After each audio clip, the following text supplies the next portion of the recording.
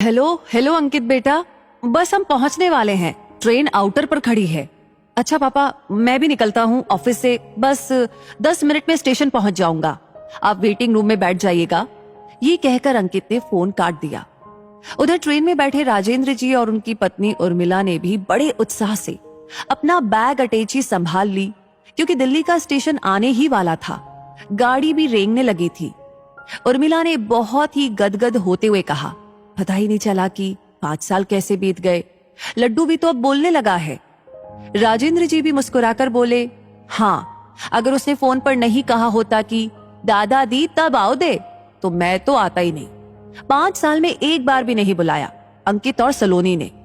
ओफो, आप तो हर समय झुंझलाते ही रहते हैं। अरे बच्चे अपने काम में बिजी थे कि हमारी देखभाल करते। दोनों को ऑफिस जाना होता है, खाली घर में क्या करते हम। ठीक है, अब बुला लिया ना, उर्मिला ने समझाते हुए कहा। अच्छा सुनिए, उनके फंक्शन में कुछ भी हो, ज्यादा टेंशन मत करना। दिल्ली का सिस्टम अलग है। हाँ हाँ जानता हूँ, चलो प्लेटफॉर्म आ गया, राजेंद्र जी ने कहा और अपनी अटैची ट्रेन के डिब्बे की गैलरी में घसीटते हुए गेट की ओर चल दिए। पीछे पीछे बैग और पानी की बोतल संभाले उर्मिला भी चल रही थी। 5 साल पहले अंकित और सलोनी ने दिल्ली में ही गुपचुप शादी कर ली थी। राजेंद्र जी और उर्मिला को जब पता लगा तो वो बहुत नाराज हुए। अब 5 साल के बाद जब उनका बेटा लड्डू 2 साल का हो गया तो उसके जन्मदिन पर एक ग्रैंड पार्टी का आयोजन दिल्ली के एक बड़े होटल में किया जा रहा है। बहुत मनाया, कई बार दोनों ने सॉरी बोला। तब कहीं जाकर राजेंद्र जी और उर्मिला ने पार्टी में दिल्ली आने का मन बनाया।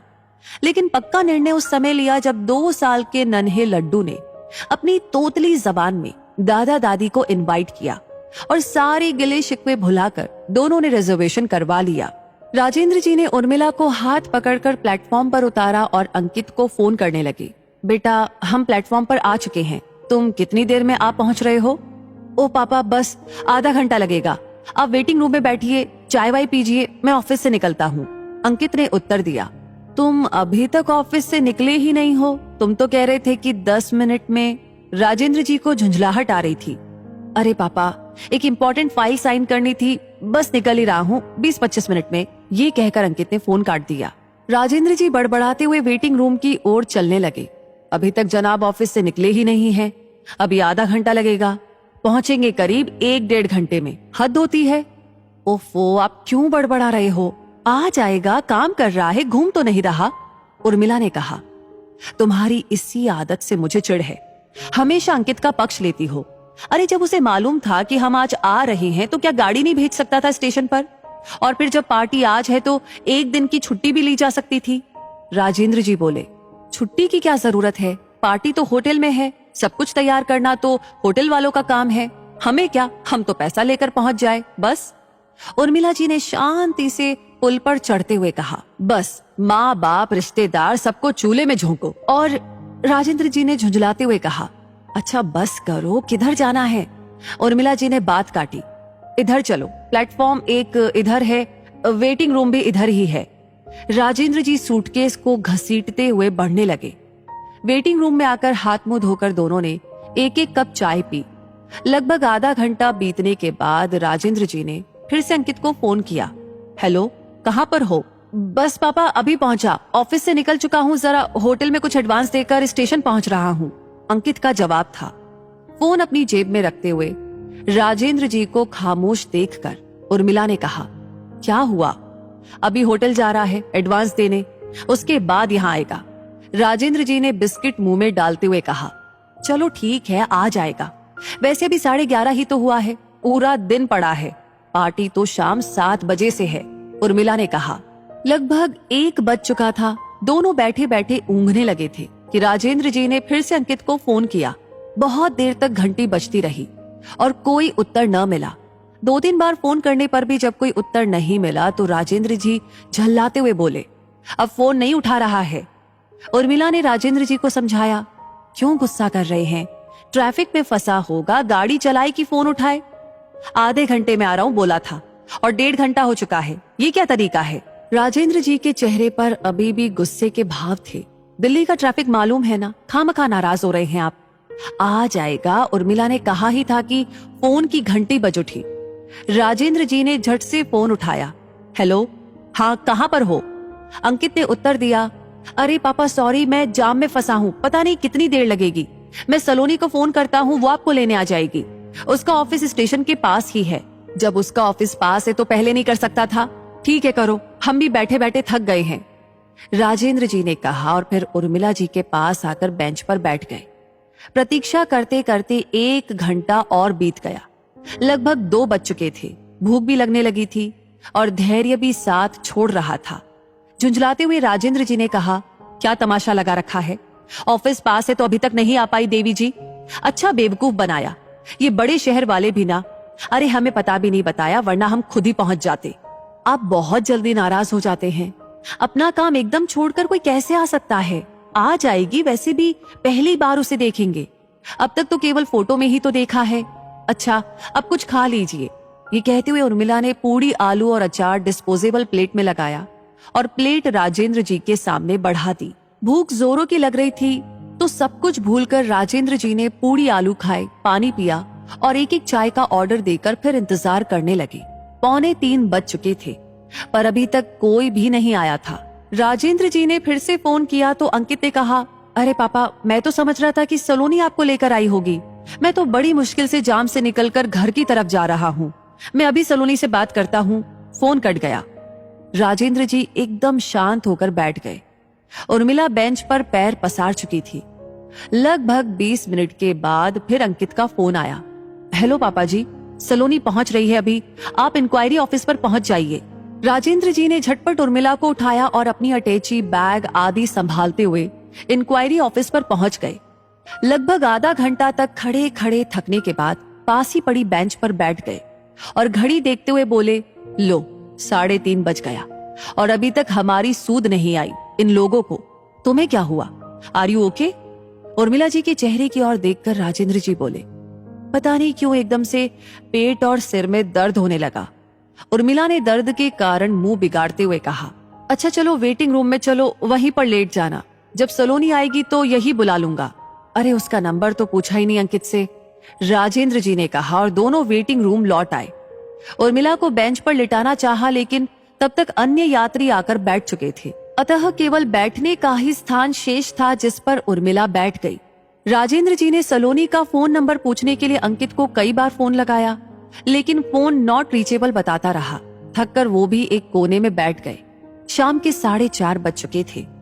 उर्मिला के चेहरे से पता लग रहा था कि उनकी तकलीफ बढ़ रही है। अब राजेंद्र जी परेशान हो रहे थे। एक बार फिर से अंकित को फोन मिलाया। हेलो बेटा, तुम्हारी माँ की तबीयत खराब हो रही है, जल्दी आओ। आप कौन बोल रहे हैं? एक महिला के स्वर ने फोन पर प्रश्न पूछा।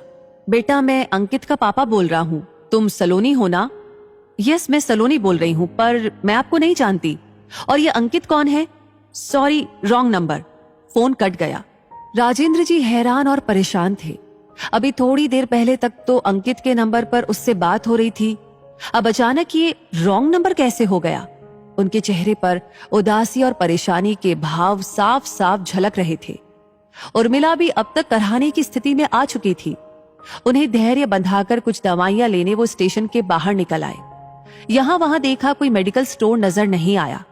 आने जाने वालों से पूछते हुए थोड़ी दूरी पर एक मेडिकल तक पहुंचे, लेकिन उसने ऐसी कोई भी दवा देने से मना कर दिया और पहले डॉक्टर को दिखाने की सलाह दी।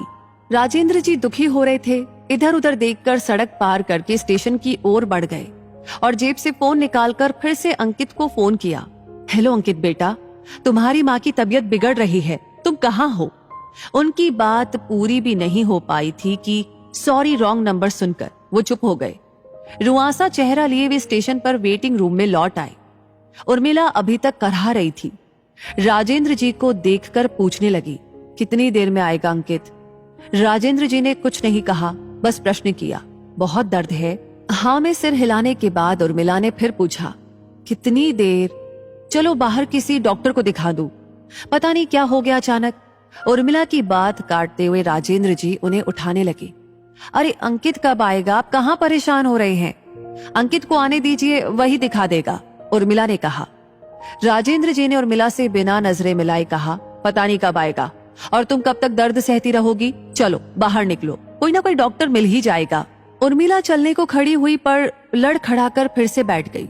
नहीं चला जा रहा है, लगता है पैरों में जान ही नहीं रही। अरे हिम्मत तो करो, आओ मैं पकड़ लेता हूँ, राजेंद्र जी ने कहा। नहीं रहने दीजिए, मुझे लिटा दीजिए बस। उर्मिला ने आंखें बंद कर ली और बेंच पर ही लुढ़कने लगी। राजेंद्र जी बहुत विचलित हो गए। जैसे जैसे उर्मिला को लिटाकर फिर फोन निकाला और न चाहते हुए भी नंबर मिलाया, लेकिन नॉट रीचेबल ही सुनते रहे। लाचार मजबूर राजेंद्र जी की आंखें उर्मिला के दर्द में डूबे चेहरे पर पड़ते ही भर आई। उनकी इस हालत को वेटिंग रूम का सहायक बहुत देर से देख रहा था। वे रुमाल से अपनी आंखें पोंछ ही रहे थे कि वो उनके पास आकर बोला, क्या हुआ अंकल, कोई परेशानी? राजेंद्र जी ने गीली आंखें लिए भर्राए गले से सारा हाल कह सुनाया। सहायक बोला, अरे अंकल, आप किस चक्कर में पड़े हैं? ये दिल्ली है, आपका बेटा और बहू कोई आपको लेने आने वाला नहीं है। आप मेरी सलाह मानो, पहले आंटी को डॉक्टर को दिखाओ और फिर गाड़ी में बैठकर वापस घर चले जाओ। ये दिल्ली जितनी बड़ी है, यहाँ लोगों के दिल उतने ही छोटे हैं। रुकिए, मैं अभी डॉक्टर को बुलाकर लाता हूँ। सहायक चला गया। राजेंद्र जी उसकी बातों को याद करके सोचते हुए उर्मिला के चेहरे की तरफ देखते रहे। लगभग 10 मिनट के बाद वो सहायक डॉक्टर को साथ लेकर लौटा। डॉक्टर ने चेकअप किया और कुछ दवाइयां लिखकर राजेंद्र जी को पर्चा पकड़ा दिया। राजेंद्र जी ने डॉक्टर से फीस पूछी, लेकिन डॉक्टर ने ये कहकर मना कर दिया कि आप मेरे माता पिता की तरह हैं, आपसे कैसी फीस? आप जल्दी मेरे साथ चलकर दवाइयां ले लीजिए, मेरा मेडिकल स्टोर भी यहीं पास में है। राजेंद्र जी डॉक्टर के पीछे जाने को उठे, तभी सहायक ने कहा, अंकल आप आंटी के पास बैठिए, मैं दवाइयां लेकर आता हूँ। डॉक्टर और सहायक को जाता हुआ देखकर राजेंद्र जी को आश्चर्य हो रहा था कि शहर में जहाँ अपने भी बेगानों जैसे हो गए हैं, ये बेगाने लोग मेरी मदद कर रहे हैं। राजेंद्र जी उर्मिला के पास बैठ गए। लगभग 15-20 मिनट के बाद सहायक लौटा और उसने दवाइयां राजेंद्र जी को दे दी। राजेंद्र जी ने उर्मिला को उठाया और दवाइयां दी। सहायक अभी तक पास में खड़ा था। उसने राजेंद्र जी से कहा, अंकल आप बरेली से आए हैं ना? हाँ, आज सुबह ही तो। राजेंद्र जी अपनी बात पूरी नहीं कर पाई कि सहायक ने कहा, जी मैंने देखा था अंकल, वही गाड़ी अभी 1 घंटे बाद इसी प्लेटफॉर्म से वापस जाएगी। अगर आप मेरी सलाह माने तो वापस चले जाइए, क्योंकि आपको लेने यहाँ पर कोई नहीं आएगा। अभी 4 दिन पहले ही आप ही की तरह एक अंकल आंटी पंजाब से आए थे। इसी वेटिंग रूम में 2 दिनों तक अपने बेटे का इंतजार करते रहे, लेकिन वो नहीं आया और अंत में उन्हें भी वापस जाना पड़ा। वैसे अगर आप चाहे तो मुझे अपने बेटे का पता बता दीजिए, मैं आपको आपके बेटे के पास पहुंचा दूंगा। वो बात पूरी नहीं कर पाया था कि राजेंद्र जी ने जेब से 500 का नोट निकालकर उसकी ओर बढ़ाते हुए कहा, लो बेटे, दवाई के पैसे ले लेना और हम दोनों का वापसी का टिकट भी ले लेना। नोट लेकर सहायक चला गया। उर्मिला को दवाई से आराम मिलने लगा था। बरेली की ओर वापस जाने वाली ट्रेन भी प्लेटफॉर्म पर लग रही थी। टिकट लाकर और ट्रेन में आराम से बैठाकर सहायक ने कुछ बिस्किट, नमकीन, जूस के पैकेट और फल उर्मिला जी को दे दिए और उनके पास बैठकर अपने परिवार की बातें करने लगा। गाड़ी का सिग्नल हो चुका था। सहायक ने दोनों को उनकी यात्रा के लिए शुभकामनाएं दी और उनके पैर छूकर वहां से चला गया। गाड़ी भी प्लेटफॉर्म से धीरे धीरे आगे बढ़ने लगी कि तभी फोन की घंटी सुनकर राजेंद्र जी ने फोन उठा लिया। हेलो पापा, आप कहाँ हैं? अंकित फोन पर पूछ रहा था।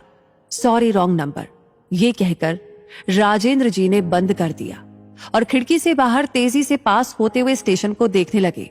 तो दोस्तों, आपकी इस कहानी के बारे में क्या राय है, हमें जरूर बताइएगा कमेंट सेक्शन में लिख करके। साथ ही साथ इस वीडियो को शेयर भी कीजिएगा और इस प्रकार की कहानियां आपको हमेशा मिलती रहे, उसके लिए हमारे पेज को फॉलो करना ना भूलें। धन्यवाद।